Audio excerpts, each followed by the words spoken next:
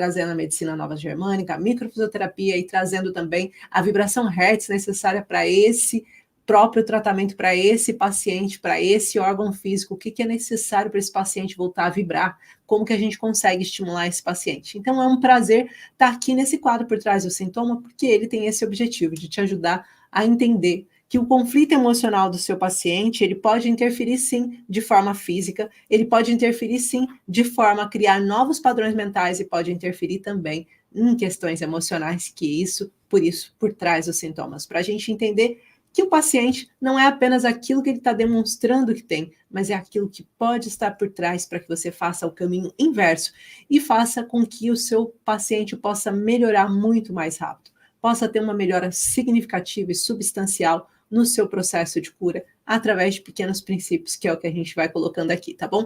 Então, sejam todos muito bem-vindos, prazer, Luci. A gente vai falar sobre, olha, coisas importantes hoje, proteger, perdoar, tá? Fiz aqui alguns desenhinhos até para a gente demonstrar, para ficar bem interativo, com o objetivo de poder estar te ajudando, então, nesse quadro clínico do seu paciente que está passando por ansiedade e depressão e que vem com essas queixas estomacais. E é muito importante a gente entender que muitas vezes, né, o nosso estômago, ele vai revelando sinais importantes de ansiedade e depressão, ele vai demonstrando, olha, eu não estou bem, ele vai dizendo, olha, existem aqui algumas emoções que eu não estou conseguindo lidar.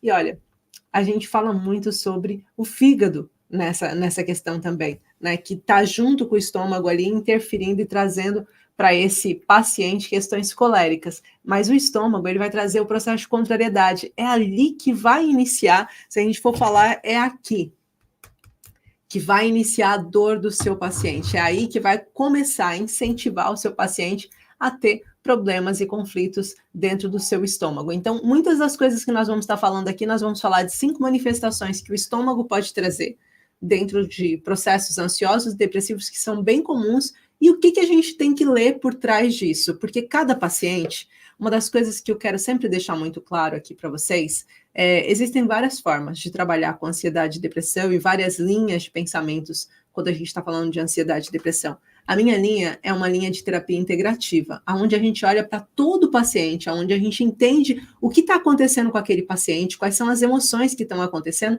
porque a gente respeita o processo de somatização do paciente. A gente sabe e entende que é uma doença psicossomática, ou seja, ela tem uma somatização emocional de situações que foram vividas ao longo do tempo e tem também um impacto na sua psique, na sua mente. Então, essa é a linha que a gente vai estar respeitando aqui dentro do nosso trabalho, trabalhando e entendendo quais são os conflitos emocionais que ocasionaram para esse paciente uma crise de ansiedade ou uma crise depressiva. Então, dentro desse contexto, a gente consegue compreender que ser um terapeuta integrativo, ele precisa respeitar o corpinho do paciente como um todo. Chamo sempre a Joaninha aqui para que vocês consigam entender e perceber. Ele precisa respeitar o corpinho desse paciente como um todo. Então, não é só a falta de neurotransmissores. Neurotransmissores são os hormônios que fazem com que o cérebro tenha o seu desenvolvimento. Então, não é só por conta dos neurotransmissores que o meu paciente fica doente e adoecido. Não é só por conta do processo estomacal dele, do intestino delgado e da inflamação de disbiose ou de eubiose que vai afetar o estado do meu paciente. Não é só o nervo vago, né, esse eixo intestino-cérebro que faz aqui a ligação desde o cérebro até o intestino, fazendo com que o meu paciente acabe tendo essa relação, trazendo para ele mais dores relacionadas aos outros órgãos e o processo de obstrução. Não é só sobre os ductos emocionais, que são 2 eixinhos que tem aqui, que são eixos de comunicação mais rápida com a mente do meu paciente, que faz com que ele tenha estímulos de neurotransmissores mais rápidos e que quando ele tem processos de dores emocionais, isso não chega, isso não traz.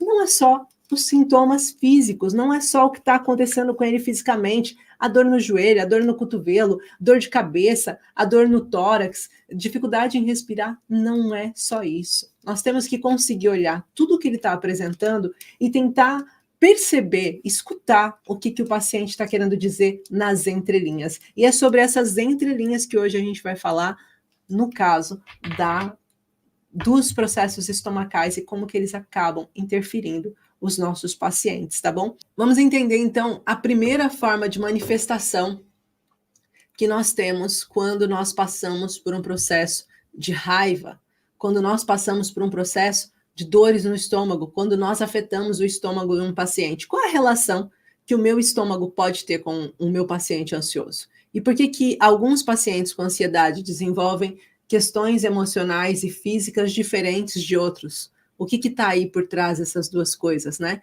Em primeiro lugar, é por conta do nosso próprio desenvolvimento físico. O nosso corpo, ele funciona em camadas. O nosso corpo, ele respeita essas camadas desde a organogênese, ou seja, desde o processo de nascimento, de transição do óvulo para a fecundação, desde esse processo, nós respeitamos a questão das camadas. Essa questão das camadas é aí que nós vamos entender por que alguns sintomas e algumas emoções se relacionam com partes do corpo e outras não. Por isso que muitos pacientes, quando têm crise de ansiedade relacionada a território, podem sim acabar afetando o estômago, que é o que nós vamos falar aqui hoje. E o primeiro ponto que eu quero trazer aqui é o conflito de raiva.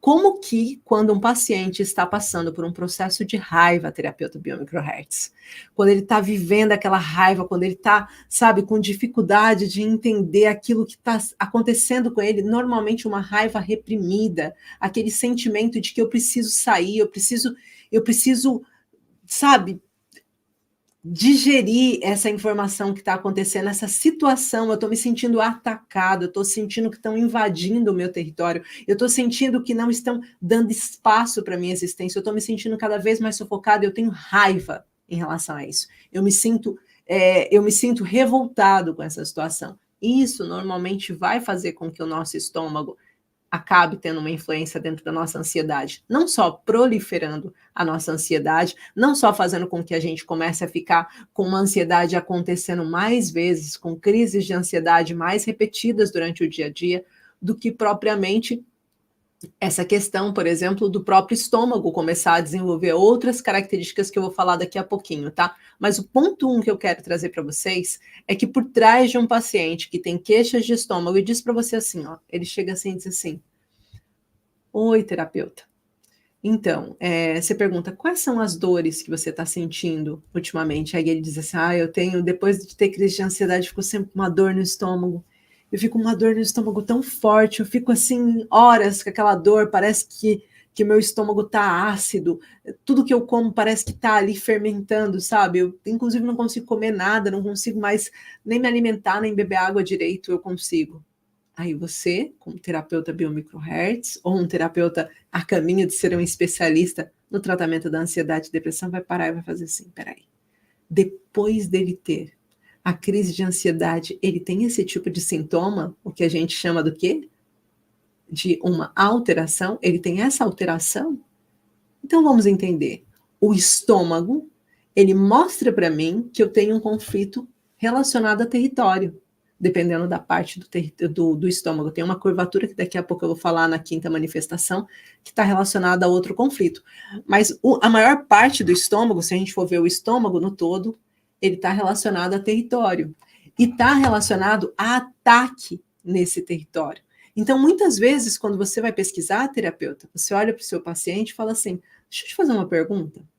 Você está com dificuldades no seu trabalho? Está sentindo que o seu espaço está sendo invadido, que ninguém está respeitando o seu espaço? Você está tendo muita pressão no seu espaço de trabalho? É uma criança. Como você está se sentindo na escola?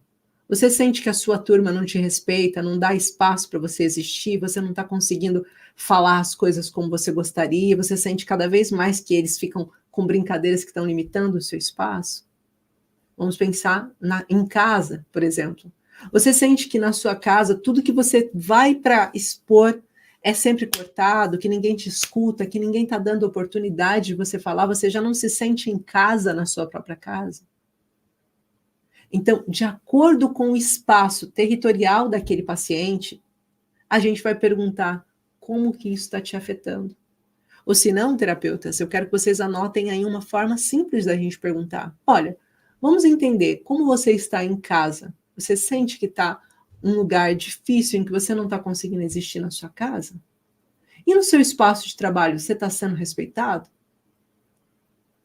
E se a gente fosse falar em relação à sua família, você se sente respeitado?